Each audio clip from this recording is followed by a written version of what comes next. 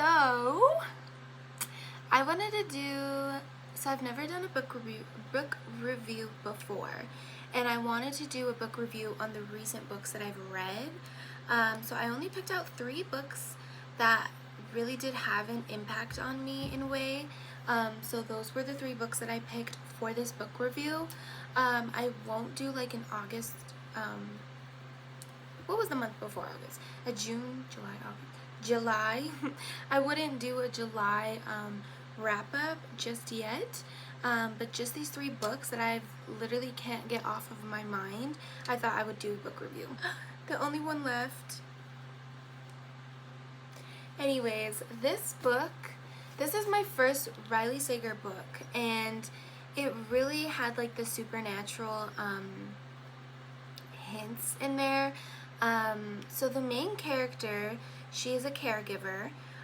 She went through a situation in her life. So she lost her mother, and she went through a situation in life where she was accused of,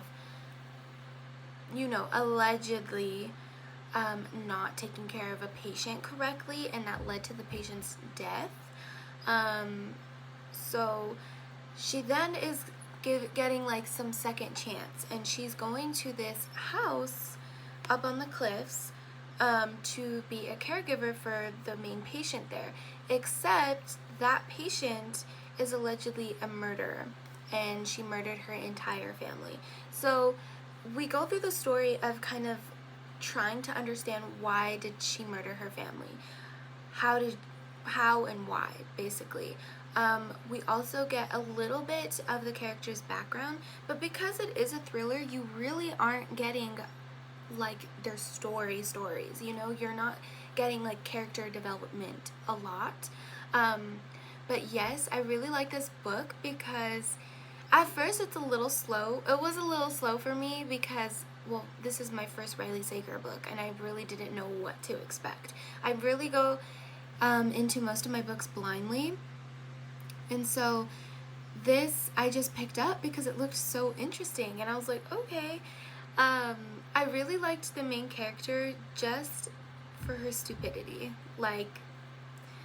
and her curiosity. Like, she was so curious about finding out what went wrong, because the caregiver before her that was taking care of that patient just mysteriously disappeared. So there's like 2 mysteries that she's trying to solve. But what really made this book like stay in my mind was the plot twist towards the end. It was plot twist after plot twist after plot twist, and that literally, I don't know, did something for me, because I was kind of making a hunch on what I felt like was gonna happen, and when those plot twists literally slapped me in the face, I was like, okay, Riley Sager, I know what you're doing. Like, you did that for me. Like, I don't know. It was just a really good book. The only thing I did not like was who the murderer was, because I just felt like there could have been more with that, but it was a really good plot twist. Like, you didn't expect that because you got no background, no hint at all. So that is what I did like about it. The plot twists were amazing. Transitioning was amazing. The writing was amazing. All of it was amazing. I think my favorite part in the book is because the patient is, I want to say paralyzed. They can't walk. They can't do things on their own. They need a caregiver.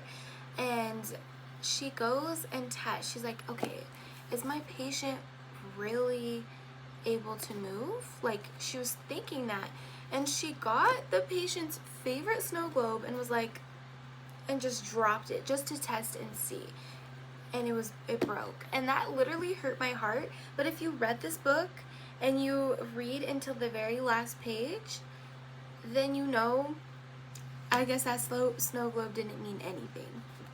You'll know. So this was the book that has still been on my mind. It really makes me want to read another Riley Sager book. So I think that is what I'm going to do, is read another one. It was fast. It is a fast read. I bet you guys can read this like within one sitting. I didn't. I kind of delayed it a little bit because I was like, okay, I had to get all my thoughts together. I had to try to understand, okay, what is going to happen? When should I finish this book? So yeah, The Only One Left by Riley Sager. And these two books. The Shatter Me series. So I started it. I delayed it for so long because I was like, I've already seen so much on TikTok and YouTube about this series and this author, and I was just like, I don't want to ruin it for me, so I waited until I was ready to read this, and let me tell you guys, I was not expecting this. I was not expecting Aaron to be the way that he was or is. Right now I'm currently reading Ignite Me, so it's not a full book review. Shatter Me was kind of just like the book that I had to go through to see the rest of everything. Oh my god, I cannot believe she survived that long staying imprisoned. That is so long.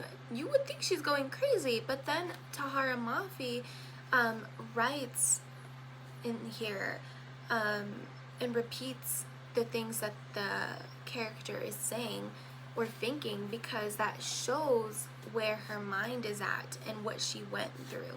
And I really appreciate that because it's not at all perfect. Like, hello, she was in prison for so long eating food that wasn't okay. But I did like Adam in this book. I really liked Adam because I was not expecting the twist where he was a soldier. I thought, and at first when he did arrive in the cell, I did think it was Aaron because he kept saying, I'm not crazy, or something like that, you know? So I was like, maybe this is Aaron, maybe this is how they meet, because I've heard of Aaron Warner everywhere, and I just didn't know how he came into Juliet's life. So this book is really good. I like the friendship that Adam and Juliet have, or that connection, but I think it's too good to be true, because how do they have such a strong bond and connection and will right away to be with each other when they never spoke to each other? They've only seen each other, they've only recognized that they were kind of the same as outcasts, but then she got imprisoned. So I don't know. And then I also liked the fact that, what's happened? That in the books, she's constantly like reassuring herself that she's like this good person, that she's like this person. And that's where Unravel Me comes in, and I get introduced to Kenji's character, and he's kind of the character that's, you know, there to remind her like, hey, no one is 100% good. Look at the world that we live in, you know? Kenji is literally one of my favorite characters. I think he's my favorite character right now because I'm getting so much of him.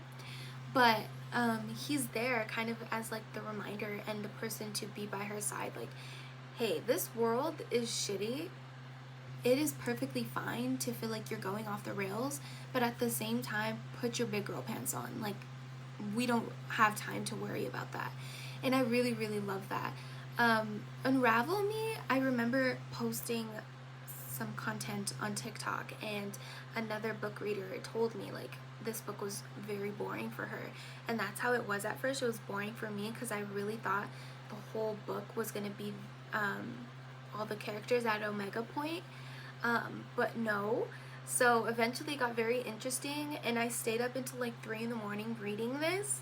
I was just so invested into this book, and I really, really loved it. I think it took me a day because I was constantly reading. Like, I was reading back to back. I kept reading. I would take a bathroom break, come back and read. I would take it with me to the bathroom. Like, this book really touched my heart more than Shatter Me did.